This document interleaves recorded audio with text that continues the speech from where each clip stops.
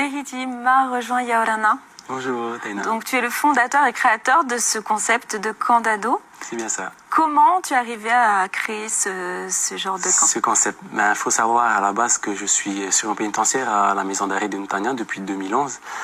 Et en prison, malheureusement, on n'accueille pas que des adultes, on accueille aussi des mineurs, des adolescents qui, au fil du temps, en apprenant à les connaître et en étant aussi à leur écoute, j'ai pu remarquer qu'ils avaient deux points en commun, c'était qu'ils étaient en perte de repères et en perte de valeur.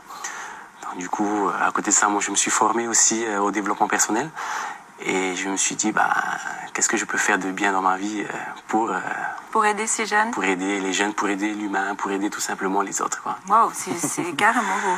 C'est ça. Alors, c'était le premier camp qui s'est organisé en janvier 2018. Depuis, tu as eu des retours, des jeunes qui ont participé? Bien sûr, depuis, on en a eu une douzaine. On est à notre 13e camp, je crois, aujourd'hui, plus de 500 ados. Ah oui. Il y en a qui sont revenus, il y en a qu'on suit à l'année maintenant, parce que le concept a évolué aussi depuis. Oui. Qu'est-ce qui a changé? Qu'on suit les ados, il y a un programme annuel où ils viennent, ils s'inscrivent. Je propose 5 bootcamps et derrière, il y a un coaching call avec les ados pour les objectifs. Et coaching en développement personnel, Diana, ma femme, qui est coach en développement personnel. On reçoit les ados avec nous et on travaille sur les objectifs qu'on a fixés ensemble dans le bootcamp. Ah ouais. Donc c'est un vrai suivi, c'est vraiment... Dans le reportage, on voyait qu'ils n'avaient pas de tablette, pas de téléphone. Comment ils accueillent ça au début et comment à la fin du camp, ils le prennent? Oui, en fait, ils sont interdits de tout ce qui est réseaux sociaux, tout ce qui est tablette numérique.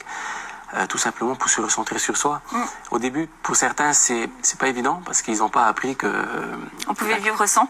Oui, on pouvait se connecter à des personnes, à la nature, sans avoir besoin de tablette, quand même. Ouais. Et on en est à ce point-là? Oui, il y en a qui sont complètement accros aux écrans, en fait. Et du coup, en fait, ce qui se passe derrière, c'est que ça vient chambouler le cerveau même de l'adolescent. Donc, du coup, se recentrer sur soi pendant 5 jours, c'est vraiment ce qu'il faut faire. Et justement, ils ont du mal à se mettre dedans ou après... Une fois qu'on les explique, une fois qu'on vient expliquer quel effet ça a sur votre cerveau, tout de suite ils comprennent, ils se disent « Ah mince, et ça marche. Il faut que je réduise alors mon temps d'écran. » Ça marche avec un suivi. Oui, d'accord, il faut continuer à les suivre. Voilà, parce que ça peut marcher 5 jours, mais après ils reprennent et puis ils retombent dans les habitudes aussi, le quotidien dans lequel ils évoluent, l'environnement aussi dans lequel ils évoluent. Pour certains, ils vivent dans des quartiers un peu chauds, des quartiers sociaux. Alors, du coup, tu vois le potentiel d'un adolescent quand tu l'as avec toi pendant 5 jours. Et après, un mois après, nous, on a des retours. Du coup, soit ça a marché, soit ça n'a pas marché. Donc, du coup, c'est pour ça qu'on a monté un deuxième concept. Donc, le concept où on les suit à l'année.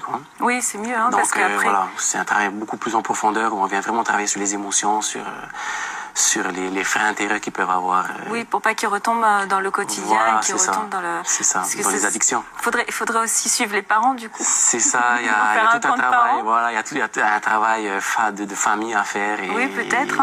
Et du coup, moi, je pense que par le leadership, en fait, par le fait de montrer l'exemple, ça peut marcher, Ça peut marcher. Je me forme continuellement aux États-Unis sur le leadership et puis ça a fait ses preuves. Mais en même temps, tu travailles encore au centre pénitentiaire? Du coup, je me suis mis à mi-temps. Ah oui, parce que et du coup, j'ai vu que je pouvais pas faire les deux à fond. Soit je suis à fond dans un domaine et dans l'autre moins. Donc du coup, j'ai préféré être à fond dans mon domaine de concept pour adolescents. Et j'ai mis de côté la prison, donc je suis en dispo pour 5 ans maintenant. Ah oui. Et mon but, c'est de me bouger. Et d'aider les jeunes au maximum. D'aider les jeunes, voilà, parce que ça te prend vraiment, Ça te prend vraiment quand tu vois un jeune qui a vraiment de la valeur, du potentiel. Il lui suffit juste de lui transmettre de bonnes valeurs pour qu'il réussisse. Donc je me dis, retourner à la prison, pour moi, c'est retourner dans ma zone de confort. Et retourner dans ma zone de confort, c'est pas donner un sens à ma vie. On sent le PNL derrière, le coach là qui ressent. Le prochain camp, c'est quand? Le prochain camp, pendant les grandes vacances de juillet, j'en ai 3. Donc, sur Montréal, Survival Camp, basé sur le dépassement de soi, la confiance et l'estime de soi, du 9 au 13 juillet. Ensuite, on enchaîne sur Eater, du 22 au 26. Bon, celui-là, il est déjà full, donc désolé. Et on enchaîne ensuite sur Tibériade, à travers Step Up Camp, basé sur le respect de soi, respect de l'autre, l'humilité. Et toutes les infos sont sur la page Facebook. Facebook, bientôt mon site internet. Merci beaucoup. Merci. Merci, Taina. L'émission se termine.